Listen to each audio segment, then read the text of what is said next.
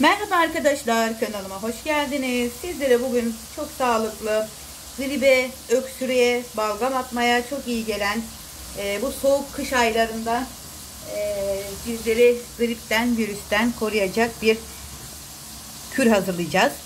Şöyle gördüğünüz gibi kasemin içerisine bir yemek kaşığı pekmez koydum sevgili arkadaşlar. Pekmezimizin içerisine çay kaşığının şöyle ucu ile karabiber ekleyeceğiz. Sonrasında içerisine 1-2 damla limon damlatacağız arkadaşlar. Bu karışımı gün içerisinde yiyebilirsiniz. Aç tok fark etmez. Şöyle 1-2 damla da limonumuzu damlatalım. Evet, iyice karıştıralım sevgili arkadaşlarım. Bakın çok az bir miktar, gördüğünüz gibi burada bir yemek kaşığı var. Bunu hepsini yiyeceğiz. Dediğim gibi gün içerisinde bağışıklığı güçlendiriyor. Özellikle çocuklarınıza da yedirin sevgili arkadaşlar.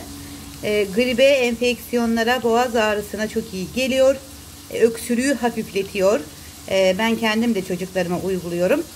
Bu şekilde tüketin arkadaşlar. Dediğim gibi aç tok fark etmiyor.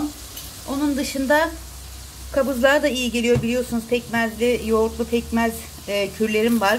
Aynı onun gibi bu da kabızlığa çok iyi geliyor. Denemenizi tavsiye ederim. Yapmamız gereken sadece bu. Bunu hemen böyle bir yemek kaşığı alıp yiyebiliyoruz gün içerisinde. Sağlıcakla kalın sevgili arkadaşlar.